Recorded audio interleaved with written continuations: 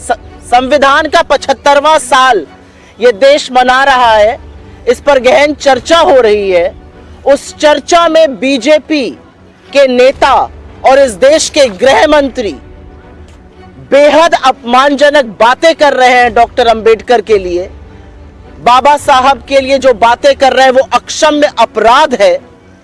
उसके लिए उनसे देश माफी की उम्मीद करता है। देश ये आशा करता है कि वो माफी मांगेंगे अपने इस अक्षम्य पाप के लिए और उनको बर्खास्त किया जाएगा उनके पद से।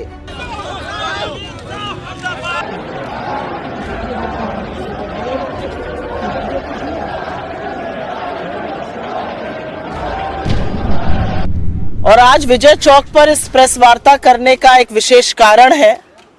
कल रात को कांग्रेस के तमाम नेताओं को, हमारे सांसदों को, हमारे पदाधिकारियों को, विपक्ष के काफी सारे लोगों को, कांग्रेस के ऑफिशियल हैंडल को एक्स की तरफ से एक ये मेल आया। आजादी का 75वां साल, संविधान का 75वां साल ये देश मना रहा है, इस पर गहन चर्चा हो रही है। उस चर्चा में बीजेपी के नेता और इस देश के गृह मंत्री बेहद अपमानजनक बातें कर रहे हैं डॉक्टर अंबेडकर के लिए, बाबा साहब के लिए जो बातें कर रहे हैं वो अक्षम्य अपराध है। उसके लिए उनसे देश माफी की उम्मीद करता है।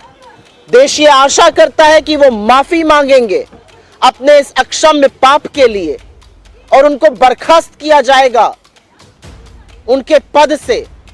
लेकिन बजाय वो होने के अमित शाह, मोदी सरकार और इस देश का पूरा तंत्र लगा हुआ है उनको बचाने के लिए। अमित शाह ने अक्षम्य अपराध किया, बाबा साहब अंबेडकर का अपमान करके सदन के अंदर। उनको बचाने के लिए खुद मोदी जी उतर आए मैदान में, और जब उससे भी बात नहीं बनी तो उन्होंने ट्विटर मतलब एक्स जो प्लेटफॉर्म कहलाता है उसको निर्देशित किया कि उनका जो वीडियो है वो उल्लंघन करता है देश के कानून का और उसको प्लेटफॉर्म से हटा दिया जाए।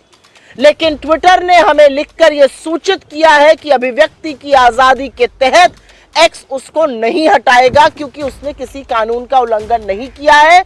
हमें जानकारी देने की पारदर्शिता के अंदेशे से उन्होंने हमें यह मेल भेजा है।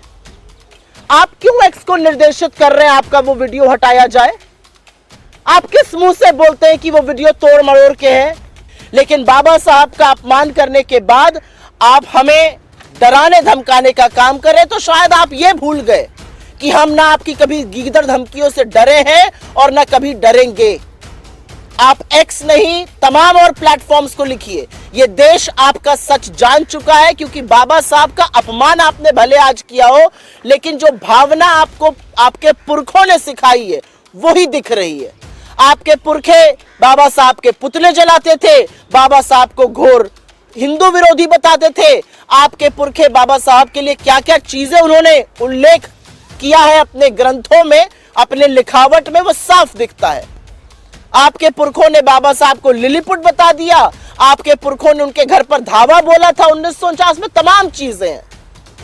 उनको मिलकर चुनाव हराया आपके पुरखों ने। और अब आपकी सोच, अगर आपको लगता है कि हम आपकी गीदड़ धमकियों से डर जाएंगे तो ऐसा नहीं होगा। आपकी सीबीआई, आपकी ईडी, आपकी इनकम टैक्स, आप जो बार बार विपक्ष के खिलाफ और अभिव्यक्ति की आजादी को खत्म करने के लिए लगाते हैं, लोग डर के बैठ जाते होंगे, हम उनमें से नहीं है। आपने अक्षम्य अपराध किया है, आपने बाबा साहब का अपमान किया और आप जब जब ये करिएगा चट्टान की तरह कांग्रेस पार्टी को, हमारे नेताओं को, इस देश के विपक्ष को सामने खड़े पाइएगा।